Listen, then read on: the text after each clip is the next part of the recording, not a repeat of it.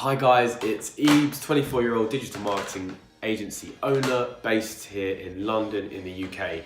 This video is going to go into why you should stop pitching clients, how to actually do that, and actually how to charge them more off the back of that.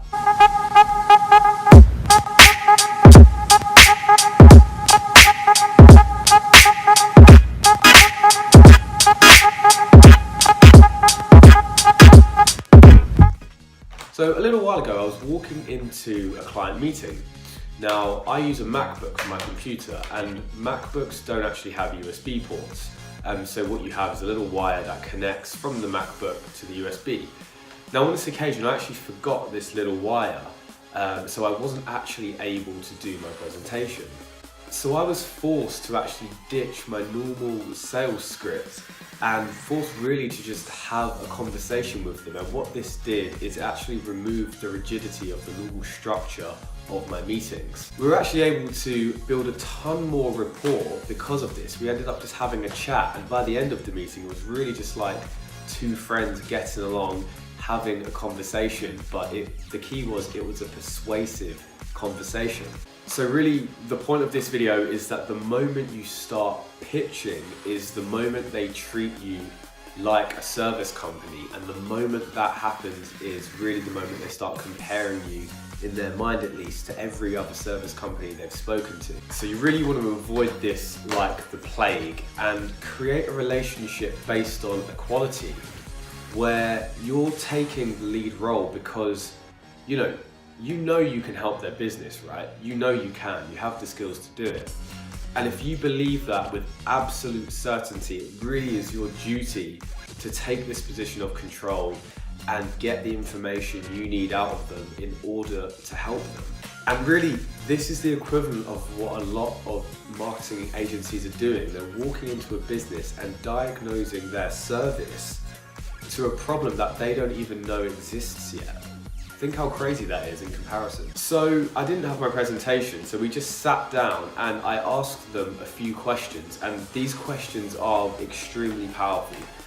So it might be worth noting these down if you want to get a sound, solid structure to your meetings that comes across as more conversational. And the first question I always ask, I say, look, I know your time's very valuable, I know you've got a lot on today, so I'm just going to dive straight in and ask you, what really motivated you to take the time out of your day to sit down and have a meeting with me?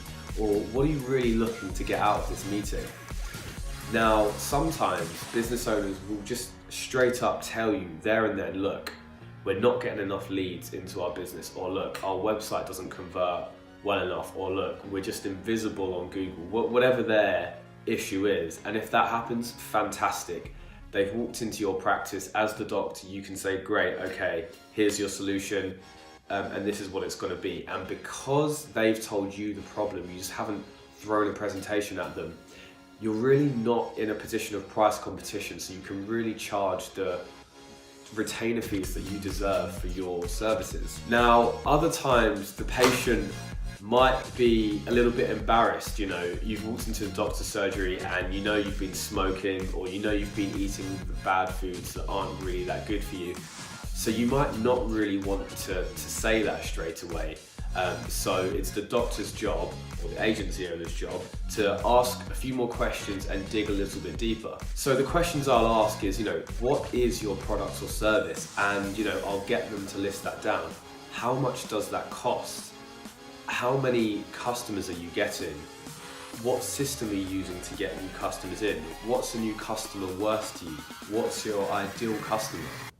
Now, these are just a few of the questions I'll ask in order to understand their specific needs and then be able to really give them the correct solution for them. And just think back to that doctor-patient analogy. When you're answering these questions of the patient or the business owner, if you can think of both at the same time, the chances are, they wouldn't have sat down, they wouldn't have come to see you, or they wouldn't have got you to come and see them if there wasn't a problem in the first place, right? You know that. So they've got to probably feel a little bit embarrassed about their solutions, and oftentimes, they might downplay due to, everyone has an ego. They might downplay the actual, severity of the situation, or they might inflate their numbers a little bit just to seem good and not feel as bad. This is fine, just bear this in mind, because a lot of business owners do that, and be prepared for that when you do see their numbers, that they might not match up. But really what this does, and what I learned from this when I had this situation, is that it completely flips the script. Before, you were walking into this business trying to push a service down their throat and get some money for it, like everyone else.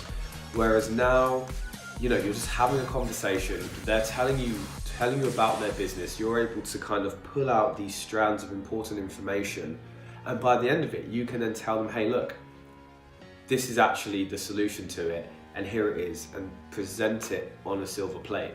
And ultimately, this is gonna be able to get the business the exact right solution that helps them the most. So I hope this one's been useful. It's a very, very practical thing that you can take into your business.